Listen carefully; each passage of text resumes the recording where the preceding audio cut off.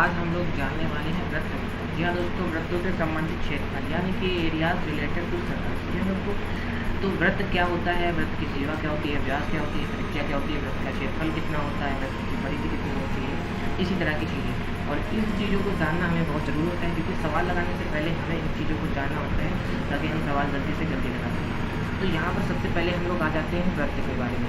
जी हाँ दोस्तों, अब हमें वृत्त के बारे में क्या जानना होता है। वृत्त एक तल में उन बिंदुओं का समूह होता है जो एक नियत बिंदु यानी कि उसके केंद्र से अचर दूरी जो उसकी त्रिज्या होती है उस पर स्थित होते हैं, और वृत्त के केंद्र से वृत्त पर स्थित किसी बिंदु को मिलाने वाली रेखा उसकी त्रिज्या कहलाती है। तो यहाँ से हमें दो परिभाषाएं मिल चुकी हैं, यानी कि दो अपने पास कोई डॉटेड पॉइंट है और इन डॉटेड पॉइंट्स को मिलाने वाली रेखा जो इसकी परिधि कहलाएगी। ओके, और इसका एक केंद्र होगा। अब जो इसका केंद्र होगा इससे निश्चित दूरी पर ये बिंदु स्थित होंगे, और ये जो निश्चित दूरी होगी ये इसकी क्या कहलाएगी, त्रिज्या कहलाएगी। ठीक है, और इस त्रिज्या को हम लोग हर जगह पर बराबर दिखाते हैं। ठीक है, अगर जो ये यहाँ से यहाँ तक आ रहे हैं तो यहाँ से वहाँ तक भी आर होगी, ये यहाँ से यहाँ तक भी आर होगी, ये यहाँ से यहाँ तक आर होगी। मतलब कि वृत्त में जितनी भी त्रिज्याएँ होंगी वो सभी क्या होंगी, बराबर होंगी। ठीक है, अब हम लोग आ जाते हैं वृत्त के जीवा के बारे में। जी हाँ दोस्तों, वृत्त की जीवा, वृत्त में दो बिंदुओं को मिलाने वाली रेखा वृत्त की जीवा कहलाती है। ओके, मान लेते हैं हम लोग अपने पास कोई सर्कल है। अब इस सर्कल में हम लोग क्या कर लेते हैं, कोई बिंदु मान लेते हैं, ए बिंदु है और बी बिंदु है, यहाँ पर ई है, यहाँ पर एफ है और यहाँ पर सी है मान लेते हैं, और यहाँ पर डी है। ओके, तो यहाँ पर मान लेते हैं ये बिंदु है। तो हमने जैसे ए से बी को मिलाया तो ये इसकी क्या होगी, जीवा। मतलब कि वृत्त की परिधि पर जिन डॉटेड बिंदुओं को मिलाकर जो हमने रेखा बनाई थी उसे परिधि कहते हैं, और इसकी परिधि पर जो बिंदु स्थित होंगे और इन बिंदुओं को आपस में मिला देंगे तो उससे जो रेखा बनेगी वो उसकी जीवा कहलाएगी। और इस जीवा का मान हर जगह पर अलग होता है। जैसे त्रिज्या होती थी वो हर जगह पर सेम होती थी, लेकिन यहाँ पर क्या होगा, हर जगह पर अलग होगा। डी से सी को मिला दीजिए, ई से एफ को मिला दीजिए, ये सभी क्या होंगी, जीवाएँ होंगी। जैसे आप देख सकते हैं ये जो है ये इसके केंद्र से होकर जा रही है। अगर जो इसके केंद्र से होकर जा रही है तो ये इसका क्या कहलाएगी, व्यास। अब व्यास क्या होता है, जब जीवा वृत्त के केंद्र से होकर जाती है तो यह वृत्त का व्यास होती है। यानी कि सबसे बड़ी जीवा कौन सी हो सकती है जो वृत्त में पॉसिबल है, वो वृत्त का व्यास होती है। और वृत्त का व्यास क्या होता है, दो त्रिज्याओं के मिलाने पर बनता है। मान लीजिए यहाँ पर यहाँ से यहाँ तक की ओ से ई तक की दूरी आर होगी, तो ओ से एफ तक की दूरी भी आर ही होगी। तो इन दोनों को मिलाने पर क्या होगा, 2r होगा। और ये जो 2r यानी कि यहाँ से लेकर ई से एफ तक की दूरी क्या होगी, वृत्त का व्यास होगी। ओके, और ये वृत्त का व्यास हर जगह पर बराबर होगा। अब ये चाहे इस जगह से हो और चाहे इस जगह से, लेकिन इसके लिए एक कंडीशन ये है कि ये हमेशा केंद्र से ही होकर जाना चाहिए। आप समझ रहे हैं ना, ये हमेशा केंद्र से ही होकर जाना चाहिए। जीवा जो है वो कहीं से भी हो सककर जा सकती थी, यहाँ से यहाँ से यहाँ से यहाँ से, लेकिन वृत्त का व्यास जो होता है उसके केंद्र से ही होकर जाएगा। ठीक है, तो यहाँ से हमें क्या पता चला कि व्यास जो होता है वो त्रिज्या का 2 गुना होता है, यानी कि त्रिज्या व्यास की आधी हो सकती है। ठीक है, अब यहाँ पर अगली बात आती है कि वृत्त की परिधि आंकिक मान कितना होता है। हाँ, तो इसकी जो आंकिक मान होता है वो 2πr होता है। या दोस्तों यहाँ पर पाई एक कांस्टेंट है, क्या है, कांस्टेंट, यानी कि ये एक स्थिर राशि है, इसका मान निश्चित रहेगा। इसका मान कितना होता है, पाई का मान 22/7 या 3.14 होता है। ठीक है, तो यहाँ पर आपको क्वेश्चन में दिया रहेगा कि पाई की वैल्यू आपको 22/7 रखनी है या फिर 3.14 रखनी है, उसके हिसाब से आंसर निकालेंगे। अब वृत्त का क्षेत्रफल क्या होता है, जिसे एरिया ऑफ सर्कल कहते हैं। ठीक है, तो ये जो वृत्त का क्षेत्रफल क्या होता है, पाई का गुणा r², यानी कि पाई का गुणा त्रिज्या के वर्ग से कराने पर क्या आता है, हमारा वृत्त का क्षेत्रफल आता है। ओके, तो यहाँ से हमें ये पता चल रहा है। अब हम लोग आ जाते हैं वृत्त की चाप क्या होती है। वृत्त की चाप जिसे आर्क कहते हैं। मान लीजिए ये कोई अपना सर्कल है। ओके, ये अपनी चाप और जिसे आर्क कहते हैं। ठीक है, मान लीजिए कोई अपना सर्कल है, उसके बाद उसका एक केंद्र है और उसकी परिधि पर ए बिंदु और बी बिंदु स्थित है। मान लीजिए हमने ओ से ए को मिलाया और ओ से बी को मिलाया, ओ से बी को मिलाया, उसके बाद ये दोनों बराबर होंगे। क्यों, क्योंकि ये दोनों त्रिज्याएँ हैं। कि ये वाला जो कोण है वो कोण कितना है, थीटा है। कितना है, थीटा है। मान लिया कि ए बी रेखाओं से जो केंद्र पर कोण बना है वो कितना है, थीटा है। ठीक, अब हमको पता करना है कि ये चाप क्या है।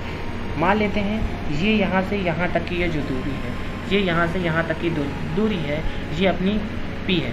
ओके, ये कितनी है, P है, तो P ये है, और यहाँ से इस वाली दूरी को क्या मान लेते हैं, Q है।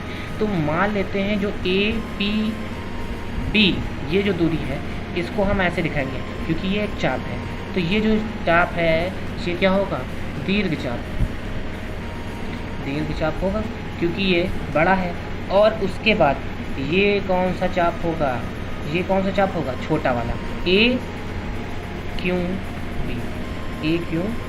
ये कौन सा होगा, लघु चाप, छोटा है तो लघु चाप, ठीक है। अब यहाँ से ये जो थीटा है इसकी पॉसिबल वैल्यूज़ क्या हो सकती हैं, तो हमको पता है कि जो एक सर्कल होता है उसके जो व्यास होता है उसके केंद्र से जो जाता है उसके इस तरफ 180 कोण होता है और इस तरफ 180 कोण होता है, यानी कि टोटल कितना होता है, 360 डिग्री का कोण बनता है। इस पूरे सर्कल में कितना कोण बनेगा, 360 डिग्री का। तो यहाँ से हम बता सकते हैं कि ये जो लघु वाला चाप होगा, ये जो लघु चाप होगा, ये जो थीटा की वैल्यू इस तरफ आएगी, ये थीटा की वैल्यू जो होगी, यानी कि हम लोग क्या कह सकते हैं कि कोण AOB कौन से चाप के लिए, चाप AQB के लिए, ठीक है। तो ये जो कोण होगा वो किससे, 180 से छोटा होगा। और ये जो चाप APB है इसके लिए जो कोण बनेगा केंद्र पर AOB ये बड़ा होगा 180 से। अब यहाँ पर आप देख के बता सकते हैं कि ये कोण तो 180 से बड़ा ही होगा, क्योंकि अगर जो 180 का होता तो ये रेखा इतनी जा रही थी, मतलब ये रेखा एक्स्ट्रा है ना। तो यहाँ पर भी देख सकते हैं और इस तरफ भी देख सकते हैं, ये वाला पार्ट एक्स्ट्रा है और इधर से देखेंगे तो ये वाला एक्स्ट्रा है। तो यहाँ पर आप देख सकते हैं कि ये जो इस तरफ वाला कोण है ये 180 से बड़ा होगा और ये क्या होगा, 180 से छोटा होगा। अब जरा हम लोग जान लेते हैं कि सर्कल के अंदर सर्कल होगा तो उसके बारे में क्या कंडीशन बनती है, ठीक है। जब सर्कल के अंदर सर्कल होगा, सर्कल होगा, ठीक है, तो यहाँ पर इनका केंद्र तो एक ही रहेगा, ठीक है। इनका जब केंद्र एक ही रहेगा तो इसकी त्रिज्या मान लेते हैं R1 होगी, और जो बाहर वाला सर्कल होगा उसकी त्रिज्या क्या होगी, R2 होगी।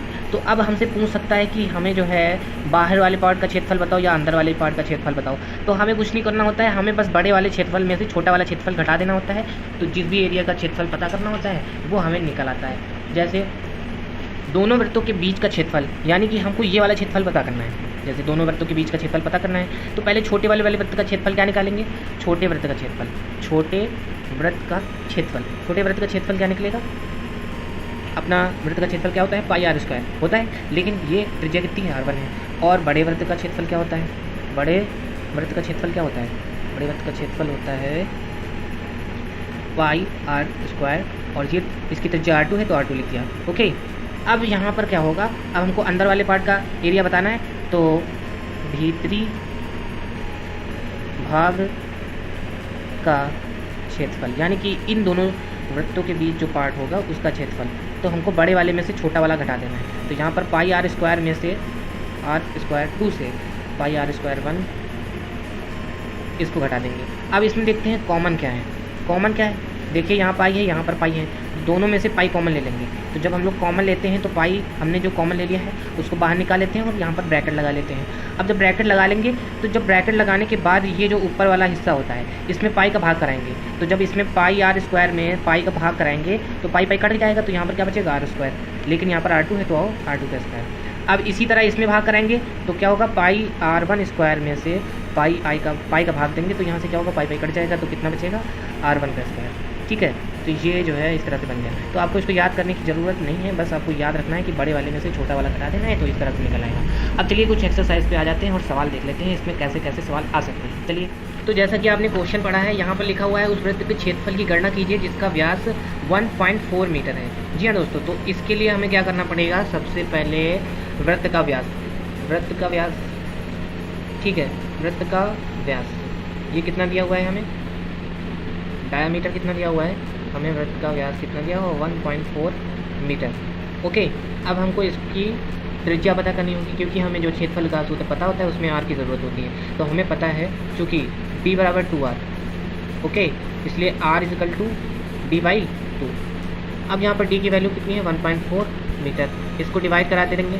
देखिए अब ये यहाँ पर कितना लिखा हुआ है, 1.4, इसको आपको डिवाइड कराना है तो कितना आ जाएगा, 14 का आधा 7, ठीक है, पॉइंट यहाँ लगा है तो एक अंक के पहले पॉइंट लगा है तो यहाँ लगा लेंगे, तो 0.7 मीटर। ओके, तो ये इसकी त्रिज्या निकल आई। अब वृत्त का क्षेत्रफल क्या होगा? वृत्त का क्षेत्रफल क्या होता है? पाई आर स्क्वायर रखेंगे। पाई की वैल्यू कितनी होती है मालूम है? पाई की वैल्यू कितनी होती है? 22/7। और आर की वैल्यू कितनी होती है? आर की वैल्यू कितनी निकाली हम लोगों ने? आर की वैल्यू निकाली 0.7। लेकिन यहाँ पर आपको पता होगा यहाँ स्क्वायर लगा है, इसलिए इसका होल स्क्वायर करेंगे। अब 22/7 इंटू 0.7। अब यहाँ पर आप इसका स्क्वायर मत करिएगा, जैसे आपको सरल लगे वैसे करिएगा। ठीक है, तो यहाँ से हम क्या कर सकते हैं, इस पॉइंट को हटाएंगे, नीचे 10 बना लेंगे, यहाँ से हटाएंगे, नीचे 10 बनाएंगे। मतलब पॉइंट के पीछे जितनी संख्याएँ होंगी उतने ही नीचे 0 आ जाएंगे। ठीक है, तो यहाँ पर हम लोग इसको काटेंगे। 7 से 7 चला गया। अब 22 कितना होता है? 154। जी हाँ दोस्तों, जब आप लोग ये सवाल करने लगेंगे तो आपको ये सवाल आ जाएंगे, समझ रहे हैं? मतलब इसका गुणा कितना होता है ये आपको याद हो जाएगा। नहीं तो आप कोने में जाएंगे और 22 × 7 करेंगे। ठीक है, अब आप इसको 22 × 7 भी कर सकते हैं, या फिर आप इसको 20 + 2 करके 7 से गुणा कराएंगे। 7 दूनी 14 और 7 दूनी 14। ठीक है, अब इसको जोड़ लेंगे तो 4 हो जाएगा, 4 1 5 और 1।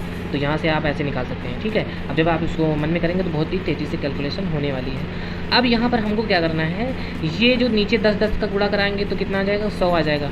अब यहाँ पर कितने जीरो दिए गए हैं? यहाँ पर कितने जीरो दिए हैं? 2 हैं। तो अब यहाँ पर जब भाग कराएंगे तो यहाँ पर पीछे से संख्या काउंट करेंगे 1 2।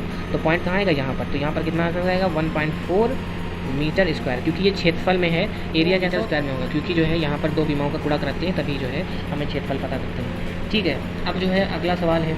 अगला सवाल जो है ये दिया हुआ है, वृत्त की त्रिज्या क्या होगी जिसका क्षेत्रफल 36 पाई वर्ग मीटर है। वर्ग का मतलब यहाँ पर स्क्वायर से है, तो यहाँ पर जो है ए की वैल्यू कितनी दी गई है हमें? 36 पाई, और ये वर्ग मीटर है। ठीक है, तो हम इसका स्क्वायर करेंगे। ठीक, उसके बाद क्या होगा हमें पता है, चूँकि ये चूँकि का साइन होता है हैंस। ओके, तो यहाँ पर जो है हमारे पास क्या होता है, ए बराबर क्या होता है? पाई आर स्क्वायर होता है। तो हमें त्रिज्या ही पता करनी है, और यहाँ पर हमें त्रिज्या पता नहीं है। तो यहाँ पर जो है हम लोग ए की जगह पे क्या रख सकते हैं, यहाँ पर 36 पाई एम जो है इसकी विमा है, इसलिए इसको यहाँ नहीं रखेंगे, बाद में लगा देंगे। ठीक है, आर स्क्वायर। अब हमको पता है कि ये जो पाई है उधर जाके भाग में जाएगा, इसलिए हम इसको यहाँ से डायरेक्ट काट सकते हैं, लेकिन आपको समझाने के लिए हम लोग इसको जो है आराम से करेंगे। तो यहाँ से भाग करा लेंगे जल्दी से। ठीक है, तो पाई से पाई चला जाएगा, कितना बचेगा? 36 आर स्क्वायर। अब आपको पता है कि ये वर्ग जब उधर जाएगा तो इधर वर्गमूल लग जाएगा, या फिर आप लिख सकते हैं दोनों पक्षों का वर्गमूल करने पर।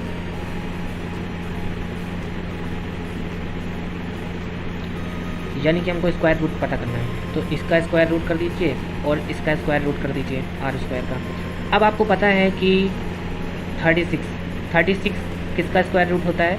6 का। कैसे? 36 के आप जब फैक्टर करेंगे तो यहाँ पर 6 और यहाँ पर 6 बन जाए 6। ओके, तो यहाँ से हमें जो है वर्गमूल से हमें 2 पेयर वाले निकालने होते हैं। तो यहाँ पर जब आप करेंगे तो इसको कुछ ऐसे कर सकते हैं, तो यहाँ से 2 पेयर वाले एक बाहर निकल आएगा। अब यहाँ पर भी आप देख सकते हैं आर स्क्वायर का मतलब क्या होता है? R into R. तो यहाँ से जो है एक आर बाहर निकल जाएगा, तो आर की वैल्यू कितनी आएंगी? 6। यहाँ पर आप ये भी कर सकते थे आर स्क्वायर, और जो वर्गमूल का जो साइन होता है उसकी वैल्यू कितनी होती है? 1/2। यानी कि इसकी पावर 2 थी और अंडर रूट लगा था, इसका मतलब क्या था? इसकी पावर 1/2 होगी। अब आपको पता है कि पावर की पावर होने पर पावर का क्या कर देते हैं? मल्टीप्लाई। तो यहाँ पर आप जब इसको करेंगे तो 2 से 2 कट जाएगा, तो आर की पावर 1 आएगी, और किसी भी संख्या की पावर 1 होती है तो उसका 1 वही संख्या आ जाती है। ठीक है, तो ये था अपना वीडियो।